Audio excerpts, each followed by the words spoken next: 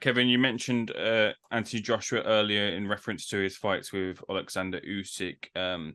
There is expected announcement, or maybe there won't be, about Anthony Joshua's new trainer, and that's expected to be Derek James. Can you give me your 100%. thoughts on the link up with Derek? Do you think it's the right move for Anthony?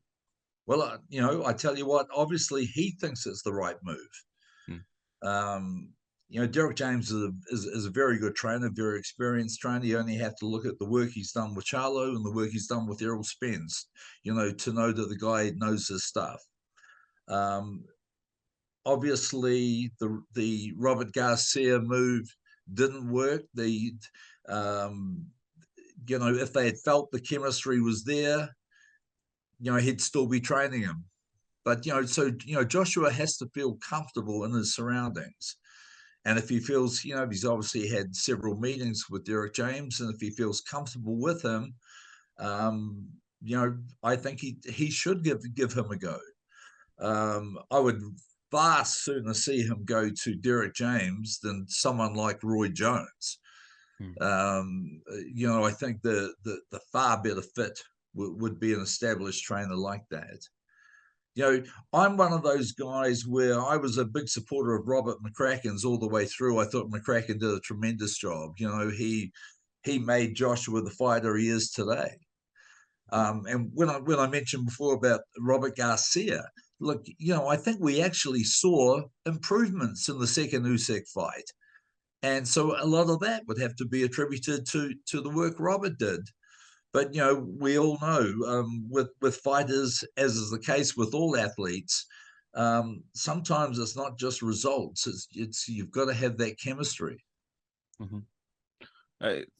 An interesting thing that gets talked about when AJ is ever about to have a fight, especially in the light of his last defeat to Alexander Usyk, is his mentality, especially with the actions that he took the mic and people had their comments about it. I wonder, it seems like at the top, the ability to keep your composure in and out the ring gets highlighted more at the highest level. Do you see potentially there being an issue with Joshua's composure? Look, I tell you what, I think there's been enough comments made about his behavior after that fight. I think we all cringed when we watched it.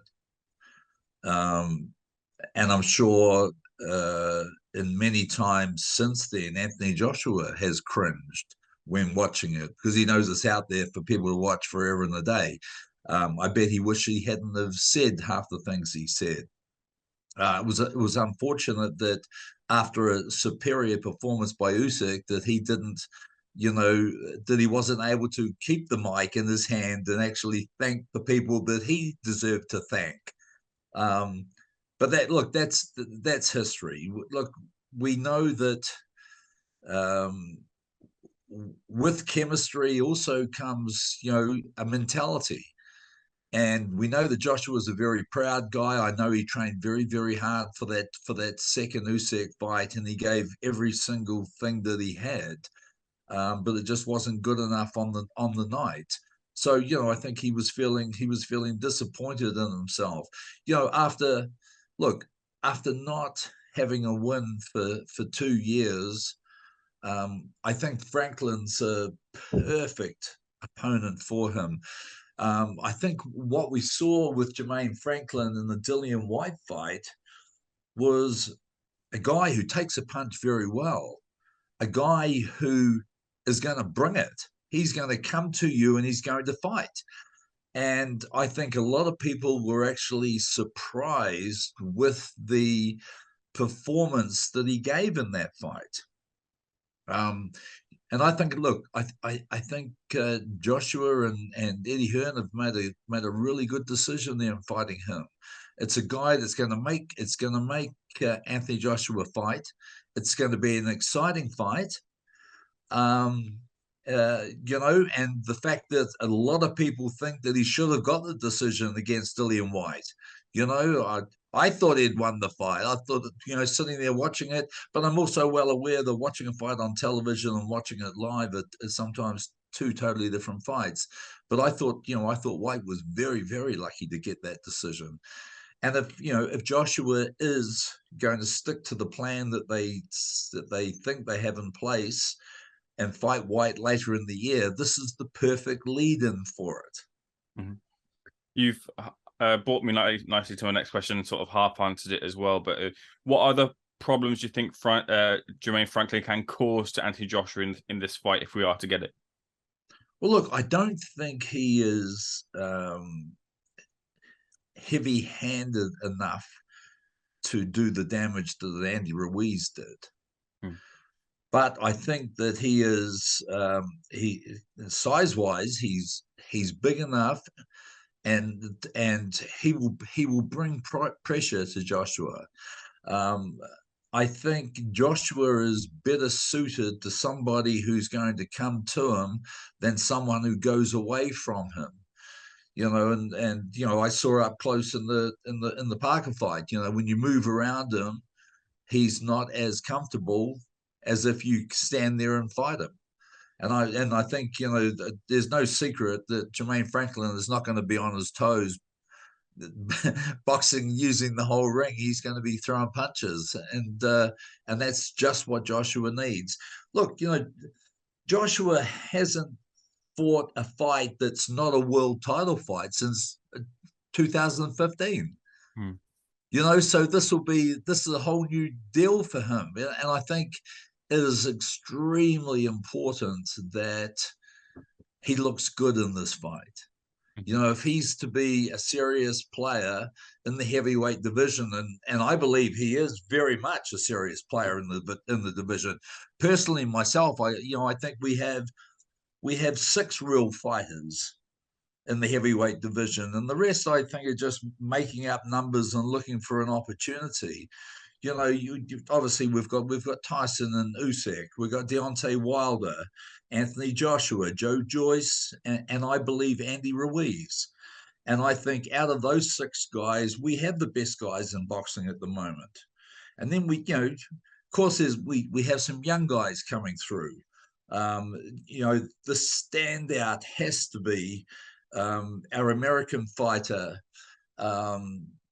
Jared Anderson. Now, Jared at 23 years old, I've had Jared in the gym. In fact, he came into the gym when he was an amateur to spar Joseph Parker. And holy hell, he was a handful then.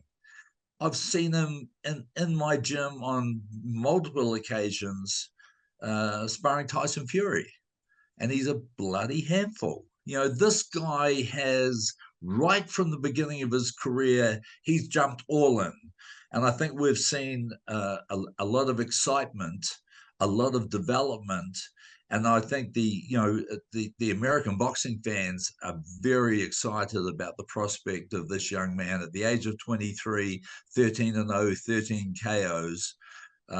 He looks every bit like the heir apparent, and he will be ready 18 months to 2 years to be fighting for the world title. I think we're going to the boxing world are going to learn a lot more about Jared Anderson.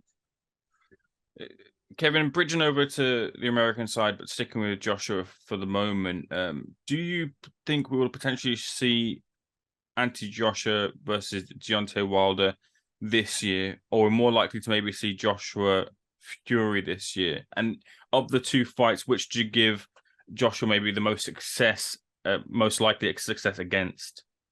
Look, I don't think with what Fury's got in front of him,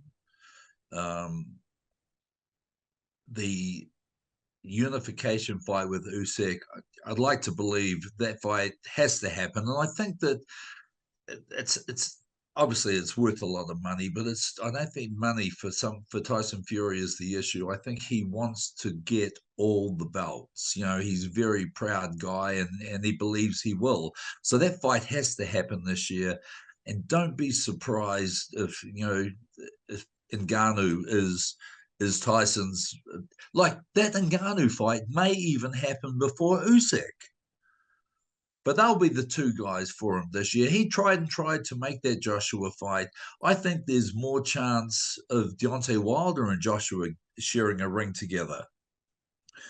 But, obviously we've got, the WBC have mandated Andy Ruiz and Deontay Wilder for that fight, and I know from what Malik Scott's been saying and from what Wilder's been saying, they want to fight Fury again.